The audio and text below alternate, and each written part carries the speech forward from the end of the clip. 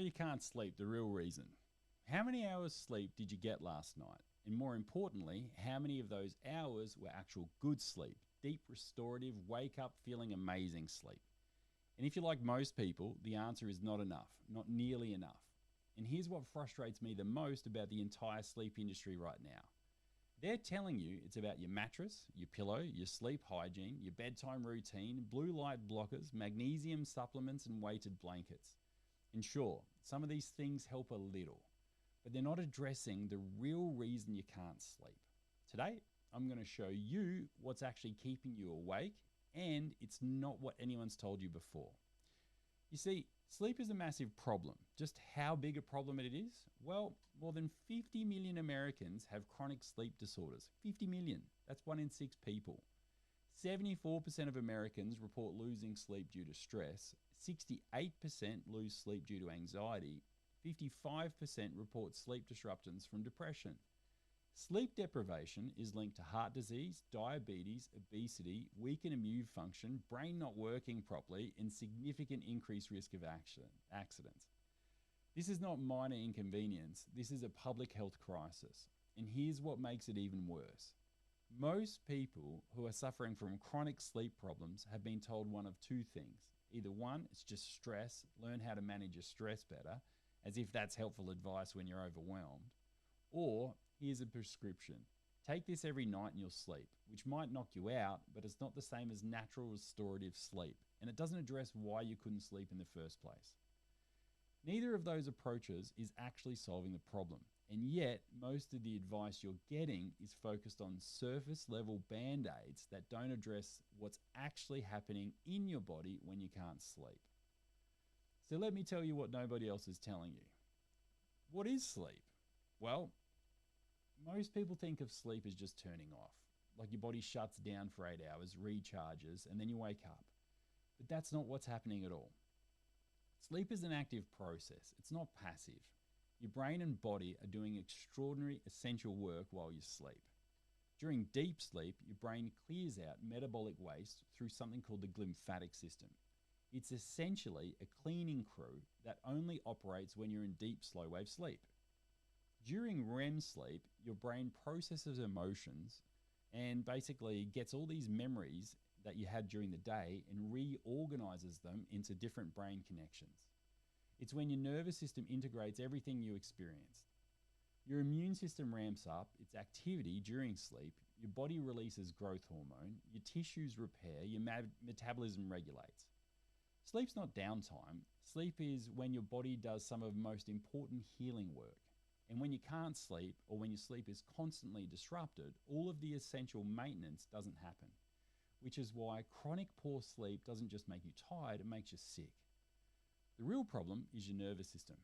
Here's the thing almost nobody is talking about. Sleep is not primarily controlled by your conscious mind, it's controlled by your automatic nervous system. And your autonomic nervous system has two specific modes. The first is sympathetic mode, which is fight or flight. This is your stress response. The body's emergency protocols, the heart rate increases, the breathing shallows, muscles tense up, all systems on high alert. The second is the parasympathetic mode, the rest and digest. This is your recovery state. The heart rate goes down, the breathing goes deeper and slower, muscles relax, digestion is active, and healing is prioritized. And here's the critical insight. You cannot sleep in sympathetic mode. It's physiologically impossible to enter deep restorative sleep when your nervous system is in a state of threat. Think about it from an evolutionary perspective. If you're being chased by a lion or a tiger, the absolute last thing your body should do is fall asleep. Your survival depends on staying alert, vigilant, and ready to react. So your nervous system will keep you awake no matter how exhausted you are, and if it believes you're under a threat. And that's the problem.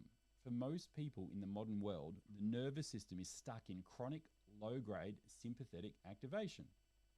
All day, every day, and then they wonder why they can't fall asleep at night. And this is why your nervous system won't let you sleep. So what's actually happening is when you lie in bed exhausted, desperate to sleep, your brain just won't turn off.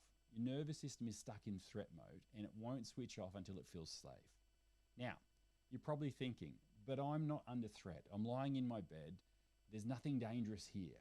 Consciously, you're right, but your nervous system doesn't care about your conscious logic.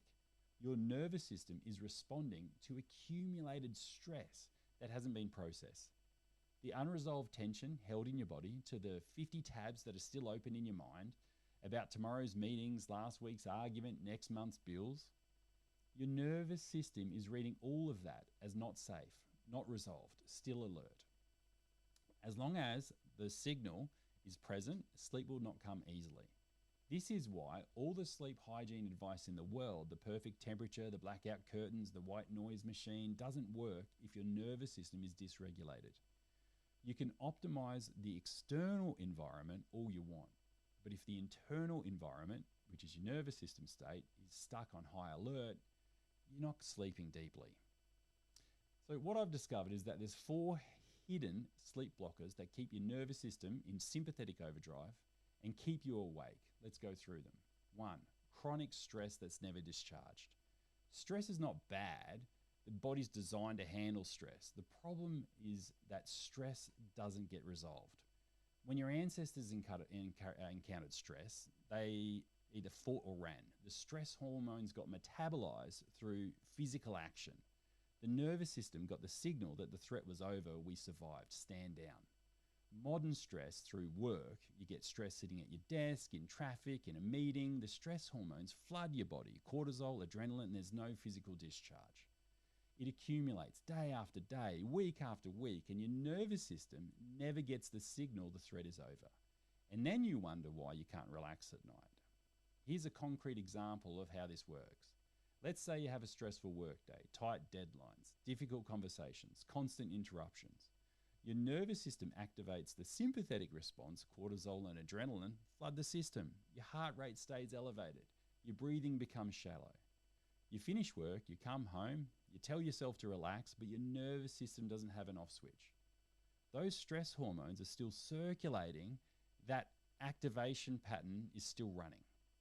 You try to unwind by scrolling your phone, watching TV, having a drink, but none of those actually discharge the stress from your system. Then you get into bed and you wonder why your mind is still racing, why your body feels wired, why you can't seem to turn off, even though you're exhausted. It's because your nervous system never got the signal that the stressful day is over. It's still in protection mode, still scanning for threats, still keeping you alert. Number 2, poor breathing patterns. This one surprises people, but it's absolutely critical. When you're stressed, your breathing becomes shallow and chest-based. Short, rapid breaths that keep your nervous system in high alert. Deep, slow diaphragm breaths, like breathing into your belly, directly activate the parasympathetic nervous system.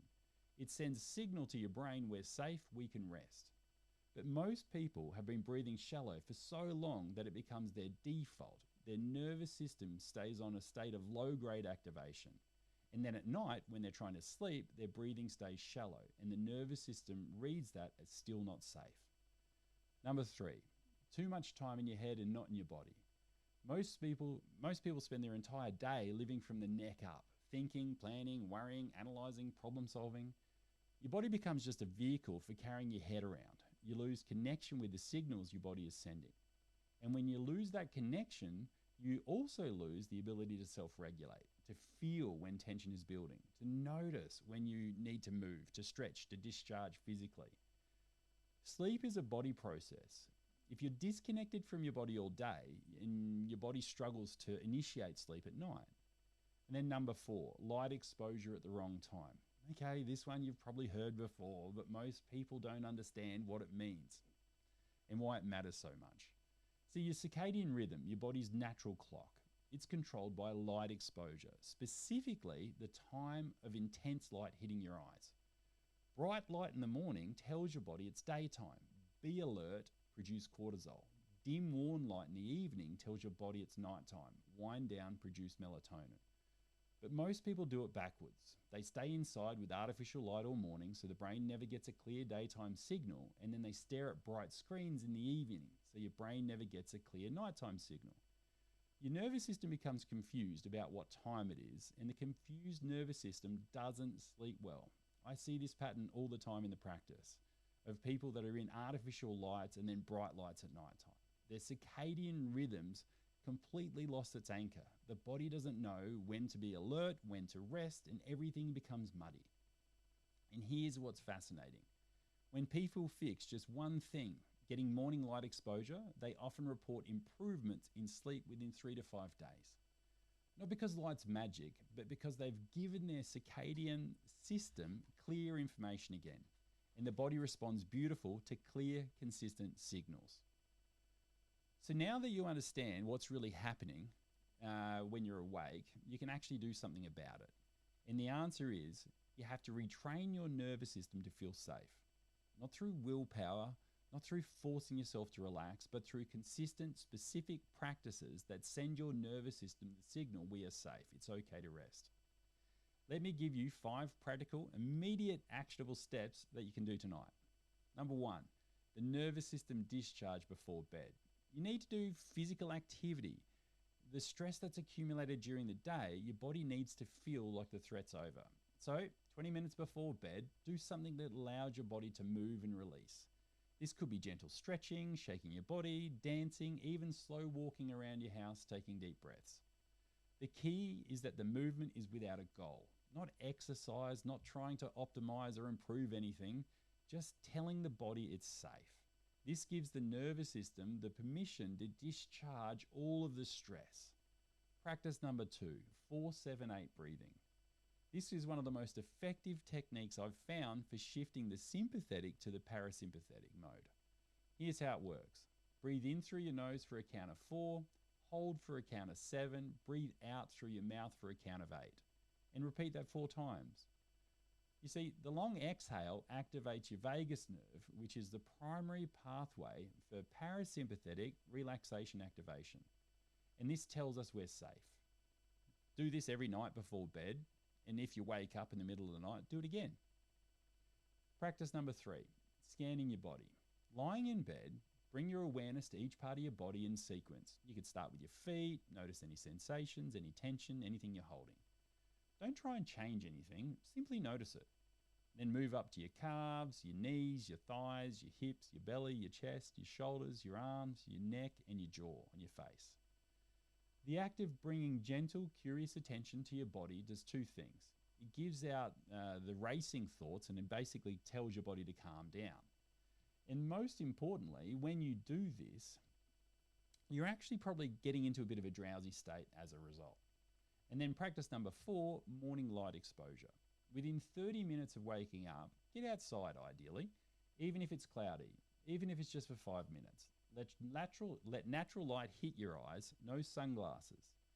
This sets your circadian rhythm properly and it tells your body this is the morning. Be alert now, which means tonight when it gets dark, your body will know it's nighttime. People who do this consistently report falling asleep faster and sleeping more deeply within days. And practice number 5, a technology boundary. 1 hour before bed, no screens, none. I know, this is hard, but it really matters. You see, the blue light from the screens suppresses melatonin production. But even more importantly, the content you're consuming keeps your nervous system active.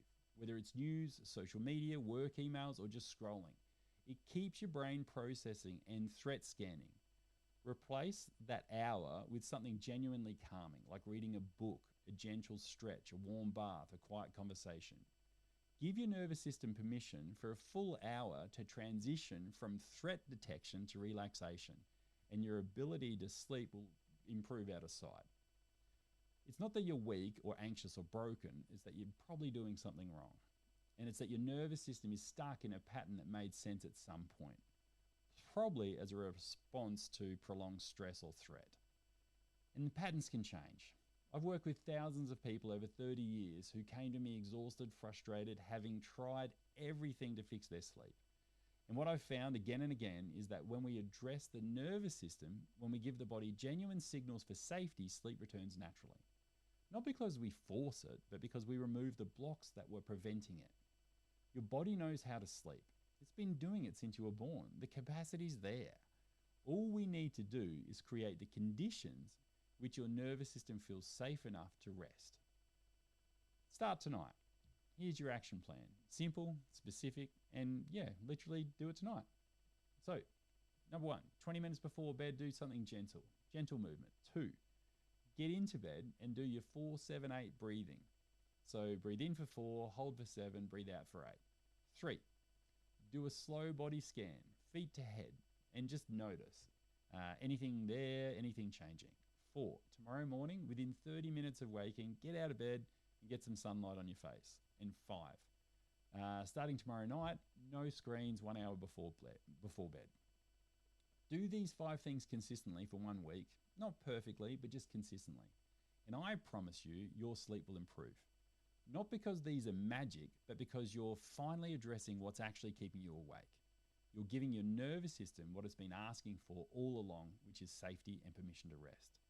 You see, sleep is not a luxury. It's not something you optimize once everything else is in your life perfect. Sleep is the foundation of everything else. Your mood, your energy, your immune function, your ability to handle stress, your brain's performance, your relationships, your health span, all depend on great sleep. And the good news, the genuinely hopeful news, is that it's not that complicated.